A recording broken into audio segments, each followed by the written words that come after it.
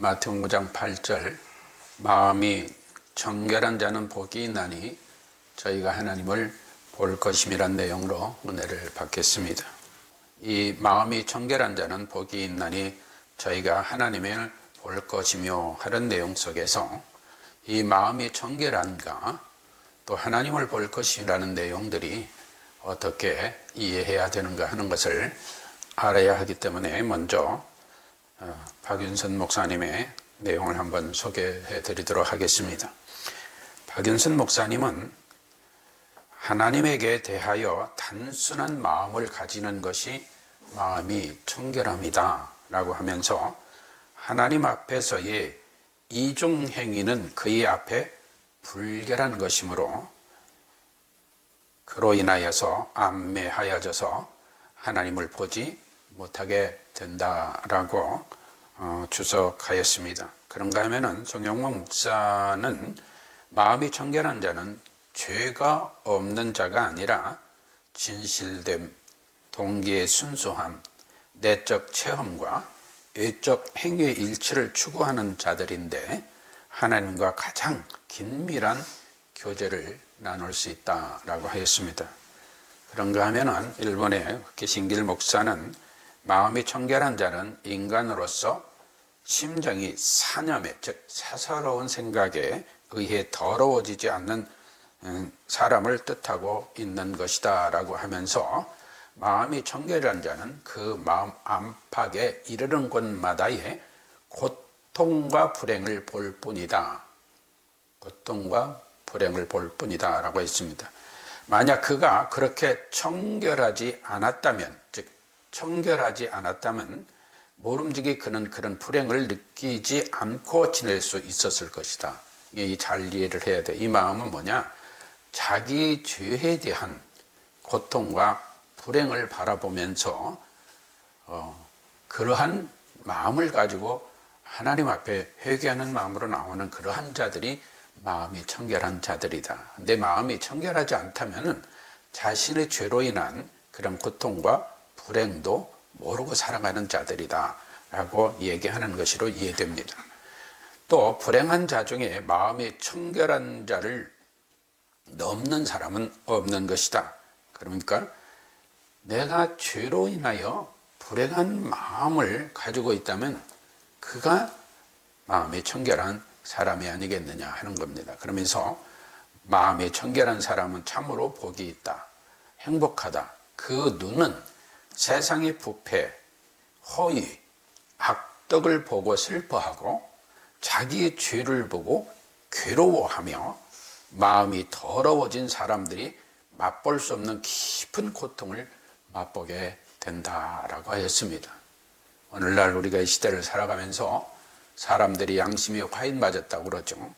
정말 양심에 화인 맞아 인격도, 지식도, 신분도 자신들의 사사로운 욕심을 위하여서 내팽개치는 인간들이 얼마나 많은지 모릅니다. 그것이 자신들의 큰 죄악이라는 것을 깨닫지 못하고 그것이 많은 사람을 죽이고 사지로 몰아넣는다는 사실도 망각하고 오직 자기의 사욕만을 위하여 살아가는 인간들이 있다는 것입니다. 그런데 도덕적, 율법적으로 말한다면 우리가 바리새인이나 서기관이나 사두개인이나 제사장, 대제사장, 율법사 등보다 마음이 청결하다고 말할 수 있을까? 다시 말하면 도덕적, 율법적으로 말합니다. 그들은 도덕적으로나 율법적으로 그런 부분에 대하여 성결하고자 깨끗하고자 노력한 것만은 사실입니다. 그러나 잠언 4장 23절은 뭐를 지킬 만한 것보다 더욱 내 마음을 지키라 생명이 근원이 이에서 나면이라 했습니다. 다시 말하면은 도덕적 율법적으로 지키려고 몸부림쳐도 너희들이 내 마음을 제대로 바르게 지키고 살아갈 수 있겠느냐. 그러나 그리 해야 된다. 모든 생명이 이에서 나기 때문이다 라고 합니다. 그러나 의인은 하나도 없나니 한 사람도 없으며 선을 행하는 자도 없다고 성경은 기록하고 있습니다. 인간은 죄로 죽은 자들이며 불결한 두 마음을 품고 살아가며 불행과 고통 속에서도 죄가 없다 하면서 사사로운 용맹에 살아가니까 하나님도 모르고 회개도 하지 않습니다. 그들은 부끄러운 줄도 모릅니다.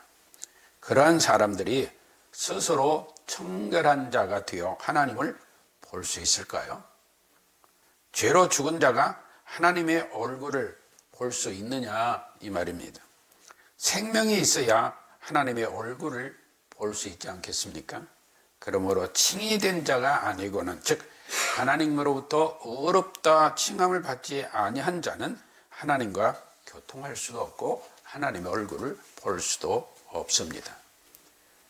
성도 여러분, 우리는 매일 세면을 하잖아요. 손도 씻고 발도 씻고.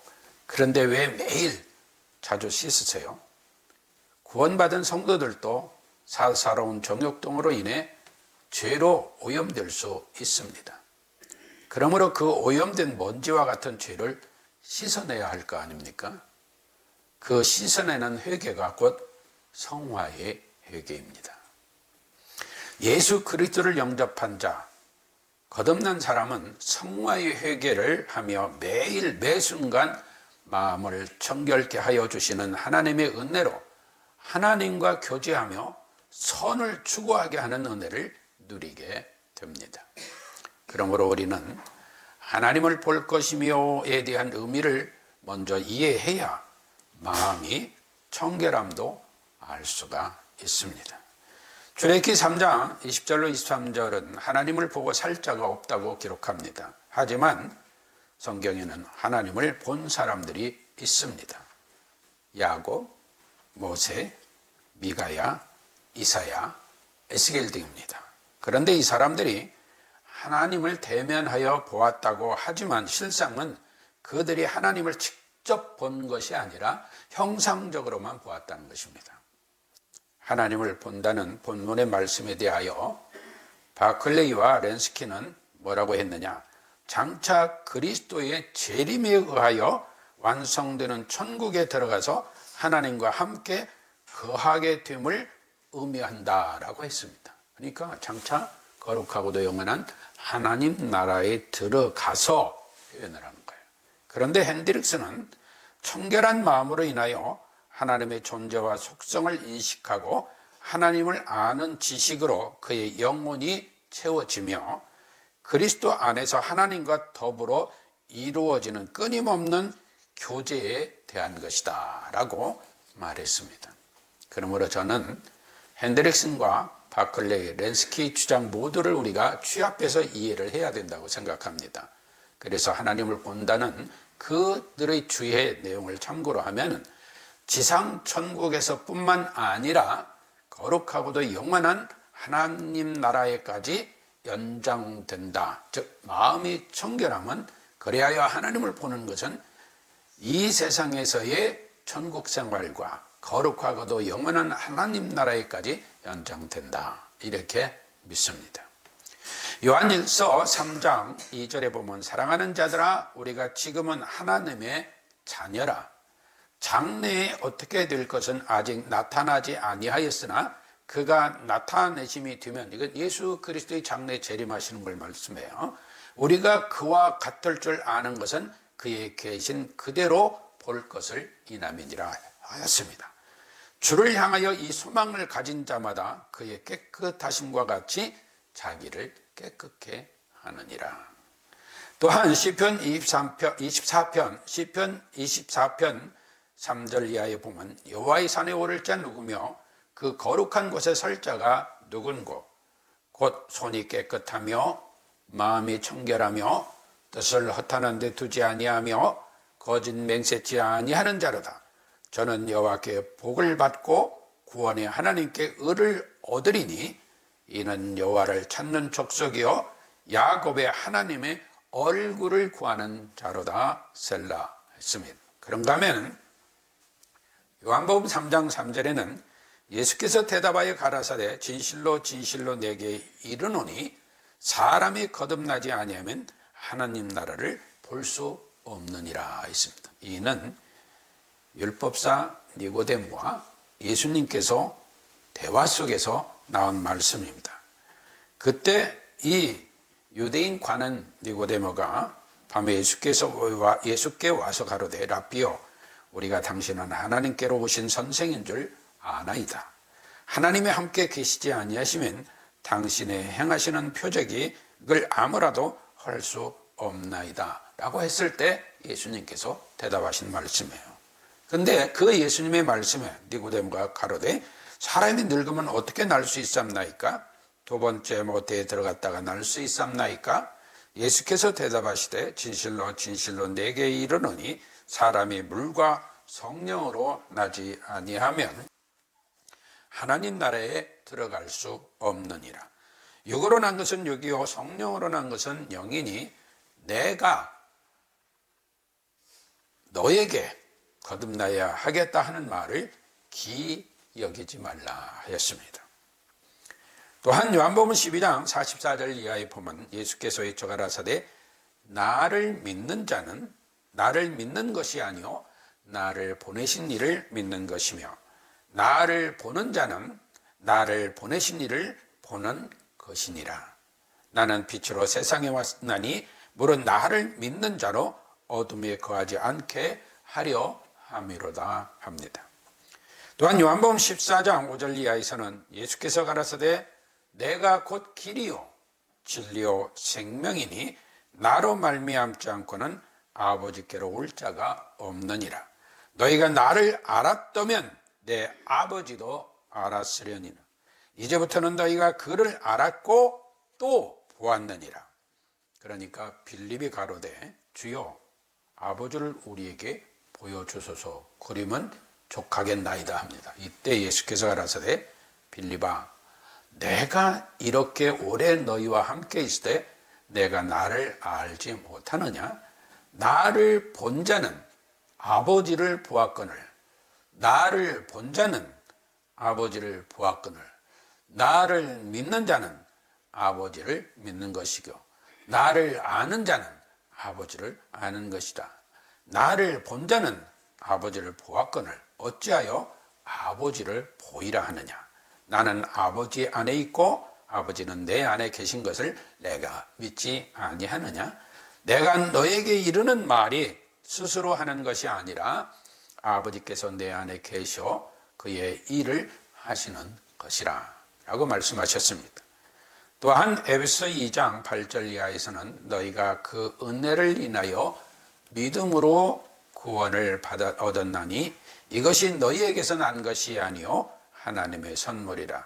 행위에서 난 것이 아니니 이는 누구든지 자랑치 못하게 함이니라. 그러므로 하나님의 은혜에 의한 믿음의 구원이 선행되어야 하나님과 관계를 회복하고 하나님을 볼 수 있고 하나님과 교제할 수 있다라는 것입니다.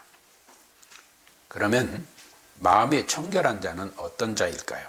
먼저 하나님께 선택받고 부름받은 자라야 하나님의 통치 안에서 하나님을 보며 교통하는 천국의 복을 누리게 됩니다. 이러한 자가 마음이 청결한 자입니다. 참고로 말씀드리면 우리는 축도에서 고린도서 13장 13절을 예배 때마다 선포하는 걸 듣습니다. 주 예수 그리스도의 은혜와 하나님의 사랑과 성령의 교통하심이 너희 무리와 함께 있을지어다. 그러니까 예수 그리스도의 은혜와 하나님의 사랑과 성령의 교통하심이 지금 현재 너희 무리들과 함께 계신다라는 선포이죠. 그래서 우리는 그의 아멘으로 화답을 합니다.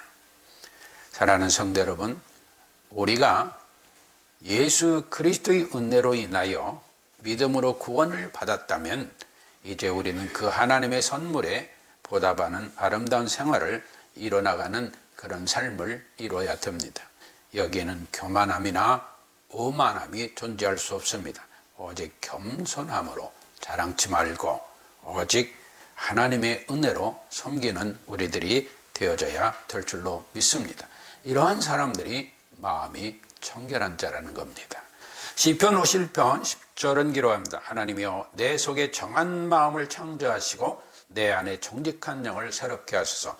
내가 정하고 내 마음이 정직하니까, 내 영이 정직하니까 하나님 나를 새롭게 하소서가 아니라 하나님이 내 속에 정한 마음을 창조하시고 내 안에 정직한 영으로 새롭게 해주신다는 겁니다.